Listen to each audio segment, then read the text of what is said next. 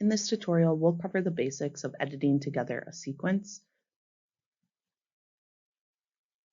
So as you can see here, I'm within my Avid project working with my Guess Who footage. I already have a clip in my sequence. If you're not sure how I've gotten this far, go ahead and check out our starting a sequence tutorial and then come back here for continuing to edit that sequence.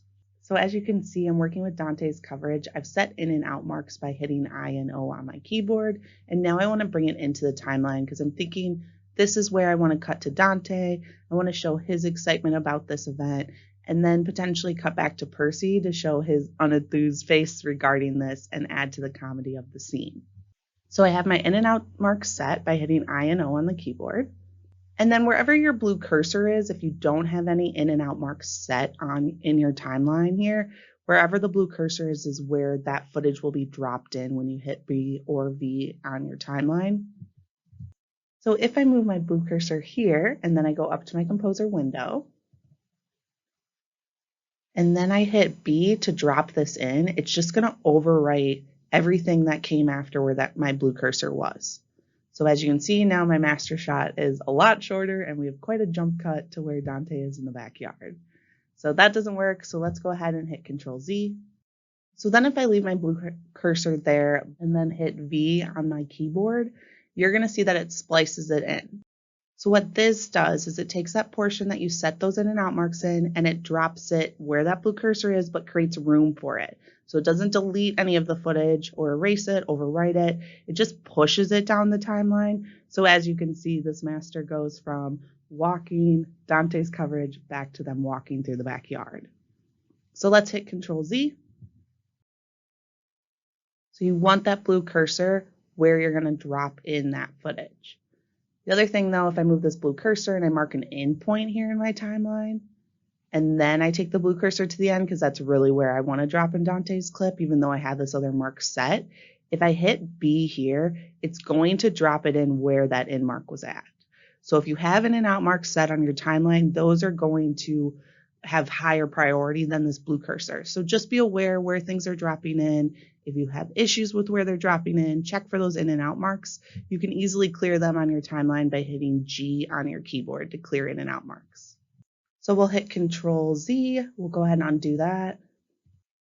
We'll get rid of that in and out mark, hitting G on the keyboard. I'm going to jump to the end of my timeline by hitting End, E-N-D, which is above your arrow keys. That will take my blue cursor to the end of my timeline. And then I'm going to hit B to drop in Dante's clip here. And as you can see, it dropped in where I asked it to be dropped in at. So we're going to go ahead. I'm zooming into the timeline, Control N bracket.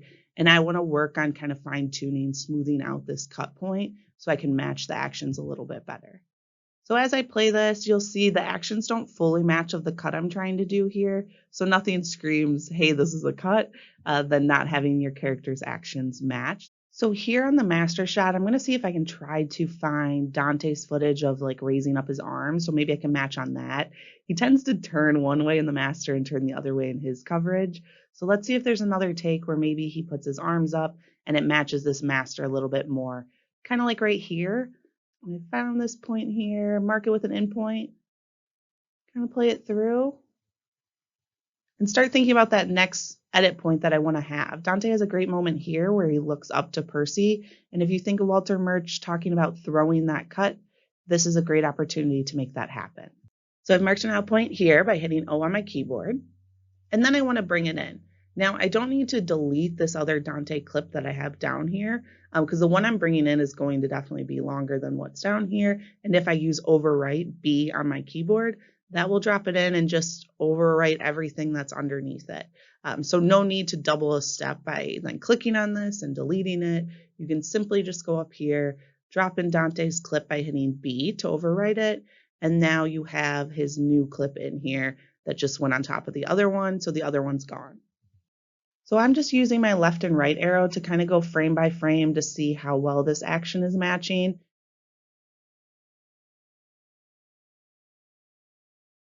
And then I'm going to put myself in trim mode. So I hit U on my keyboard. You're going to see the trim mode appears for your video track and your two audio tracks, because again, these are all toggle selected here. And I'm going to turn off my video track because right now I feel like my video track That's all working well. I want to work with the audio here. So right now he kind of has some repeated lines that I want to work with. Feel like my match with his physical movements is pretty spot on, but now I want to kind of shift this audio, trim it out a little bit to kind of help this cut. So I turn off my V1 track by hitting 8. Again, I'm still in trim mode, so that's you on your keyboard in trim mode. 8's going to turn off your V1. So now I'm working with my A1 and A2 tracks. So then I can just roll this out, going into trim mode, and then hitting that M and your / allow you to roll out 10 frames or roll up 10 frames. Now, because we're on Dante's back for the starting portion of this dialogue, it can be whatever line you need to get in here because we're not having to worry about lip sync at that moment. So as you work with this footage, you'll notice lines are set at different moments throughout actions. Welcome to continuity of editing. So I feel like I've got my dialogue pretty good, pretty well set here. So then let's take a look a little bit at our video. So I'm going to turn off my A1, A2, 9 and 0. Turn back on that V1 by hitting 8. Now some additional keys I want to point out to you are going to be up by P, end bracket, and front bracket. So P, front bracket, end bracket, those are going to decide how the dual trimmer will work. Are you going to do a dual trim? Are you going to do an A side trim, a B side trim? That allows you to toggle between those options. So I'm going to go back to the dual side. So that's the front bracket. And I'm just going to move it frame by frame, make sure that action really matches up super well, that it's pretty spot on to it. And moving frame by frame again is just period and comma. Those allow you to roll out a frame, roll up a frame. M and your / allow you to roll out 10 frames or roll up 10 frames. Okay, now that I feel like I have that lined up pretty well, I'm going to find that next spot of where I need to make an edit. So I feel like here Dante does a great job of throwing that cut over to Percy, looking at him. So this moment to me is really calling for a reaction shot to see how this character feels about this idea or these ideas for this anniversary party. So I'm going to pull up Percy's footage. That's all 16G are his singles early on in this scene.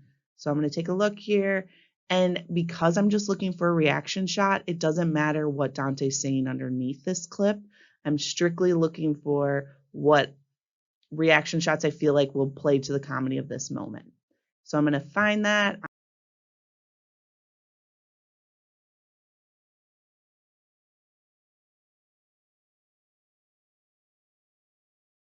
I'm going to mark an in and an out point.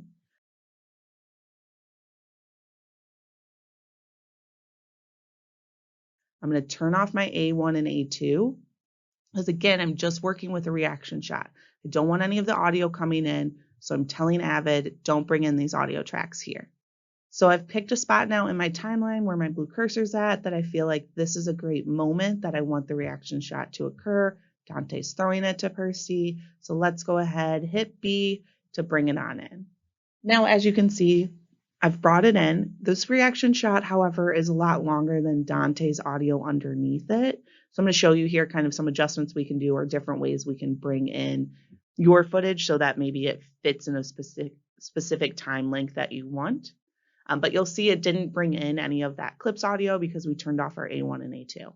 So I'm going to hit Control Z here. And let's say that I want Percy's clip to last a certain length within this timeline here. So I'm going to mark it in an out point of where I feel like, okay, this is the section that I want this reaction shot to occur. And so up here in my composer window, I only need to set an in point. This is referred to as 3-point editing. I'm going to clear my in and out marks by hitting G on the keyboard or clicking this button here, and then just setting an in point. So this is where I want this clip to start, and then Avid's just going to take whatever length it needs to fill in that spot there in your sequence. So I'm going to hit B, and as you can see, it drops it in right to that section where I told Avid, this is where I want this clip to go. So it's super helpful, especially for television editing when you need to hit certain time lengths. This becomes very beneficial to just kind of set it within your sequence down here, just set an in point up top and drop it on in, and Avid will fill in the rest for you. Now I have this cut back to Dante here. So if I wanted to extend this out, I could put myself in trim mode, put it on that A side with the ripple trim, and then I can just roll this out by hitting !/.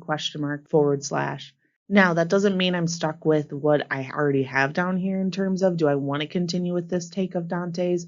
Maybe where this action's leading us to next, he does a performance in another take I really like. So I'm going to go ahead and kind of look through his takes, see where he goes with his performance for this next portion, see if I have notes or comments, markers within any of the footage of performances that I've liked through reviewing this. And then I can kind of start to figure out where I want to go to next with this. So you'll see where Dante starts this next portion here with his lines. I actually want to get him starting his walking. When we cut to him, I don't want him already starting that walk. I want him standing and then starting it. I think that will add to the comedy of this scene as well. And so I'm going to go up to Dante's footage. I'm going to find where that is kind of occurring, see if there's a take that I really like, where his walk is kind of assertive, coming at Percy in a certain sense, or maybe more direct in a way. So I have my in and out marks set by hitting I and O on the keyboard. And then wherever your blue cursor is, if you don't have any in and out marks set on in your timeline here, wherever the blue cursor is where that footage will be dropped in when you hit B or V. Now, if you want to make sure you're bringing it in at the right spot, the blue cursor is at the exact frame where this clip's at. If you hold down Control on your keyboard and click, that'll snap you to an edit point. Or if you use your A or S key, that'll jump you to your next edit point. So that way you can find the exact edit point where this switch will occur. And so you don't have like a loose frame or a flash frame of anything from either a blank space or this other footage that we're overwriting. So if I move my blue cursor here and then I go up to my composer window and then I hit B to drop this in, it's just going to overwrite everything that came after where that my blue cursor was. And now I need to watch this back and see, is the dialogue matching up? Am I skipping lines? Kind of where are we at with everything? Because as you've seen by going through this footage, it changes every take. So you have to figure out as the editor, how can I adjust this and make this fluid with multiple different shots and coverage? So I'm going to go watch Dante's footage and see what are his lines here. What am I missing? Did I miss important dialogue? Am I skipping valuable comedic lines here from Dante's excitement? So it looks like I am. So what I'm going to do is I'm going to put myself in trim mode by hitting U on the keyboard.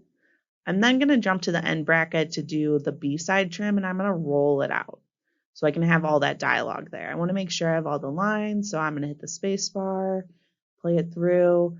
In trim mode, it loops, so you can keep it in trim mode while it's looping and then roll it out. So I'm just hitting M on the keyboard to roll it out 10 frames on this B side of it. Using ripple trim because it's pushing everything then down the timeline. If you use overwrite red, it then deletes anything you roll this on top of. Ripple trim creates room and pushes things down the timeline. Okay. Now I have all the dialogue here. So I haven't adjusted the dialogue or the script just yet. That'll be for later cuts. For a rough cut, you want to keep everything consistent with what the script and what was done on set. And then as you start progressing through your cuts, you'll start to maybe potentially eliminate conversations or certain dialogue to get to the point that you want this scene to present to the audience. So I have all the audio here, but now I want to adjust a little bit of my visuals. I don't want the visual and the audio cutting at the same time. I think I can play with Dante and Percy's reaction edit point a little bit. And I'm going to make sure just my V1 is on. So I'm going to turn off my A1, A2 into dual trim. And now I'm going to just go ahead and hit the period or forward slash it a little bit. I'm hitting more of the period, just a couple frames to kind of see where I like this cut. And this is where that kind of gut feeling, I feel like, comes in very often with the trim tool. You'll play with a frame here or there, and then all of a sudden it will feel like, yes, that's the right cut. Like it feels good. It feels like that's a good cut with the way I'm watching this scene and with the way I'm blinking as well. Okay, so I've done a fair amount of editing here within this sequence. I'm going to go ahead and save Control S to make sure I'm good there. And then you just keep building. You keep building towards moments within the scene that you want to show and draw the audience's attention to. Really think about what information you want the audience to get out of this scene. What's the purpose of it?